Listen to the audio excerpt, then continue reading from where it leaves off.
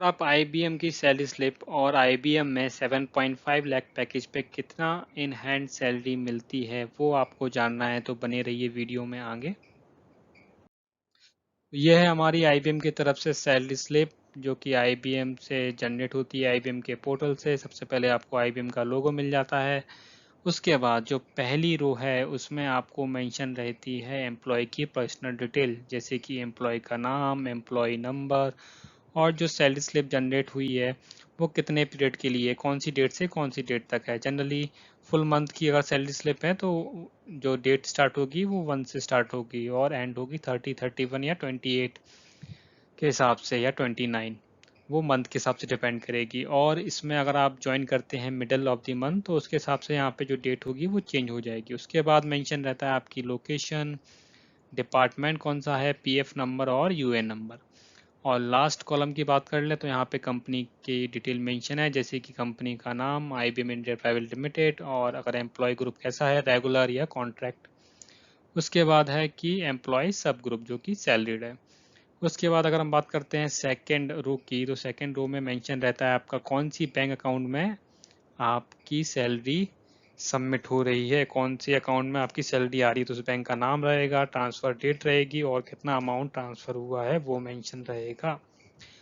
उसके बाद यहाँ बताया गया है कि जो आपका टोटल अमाउंट जो ट्रांसफ़र हुआ गया है और जो टोटल अर्निंग कितनी है इतनी, उसमें से डिडक्शन कितने हुए वो बताया गया है।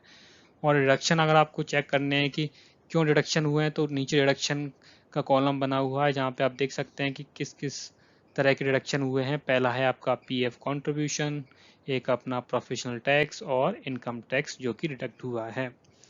और उसके बाद और अर्निंग की बात कर लें तो अर्निंग में हमारे पास 3 कंपोनेंट मेंशन है यहाँ पे। पहला है मंथली बेसिक सैलरी, जो आपकी मंथली बेसिक सैलरी कितनी आएगी, और हाउस रेंट अलाउंस मेंशन है और फ्लैट अलाउंस मेंशन है। उसको मिला के जो टोटल सैलरी बनती है वो आपकी बनती है 64,453।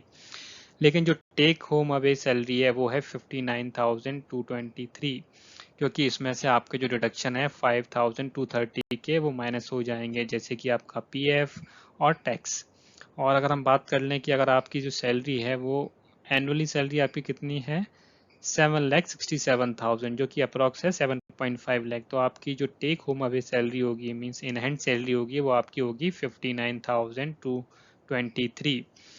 तो इससे आप अंदाज़ा लगा सकते हैं कि आपकी अगर सैलरी कितनी है आईबीएम में तो आपको इन हैंड सैलरी कितनी मिलेगी। अगर आपके पास ऑफर लेटर है आईबीएम का तो आप उससे भी चेक कर सकते हैं कि आपको इन हैंड सैलरी कितनी मिलेगी आपके सीटीसी के हिसाब से।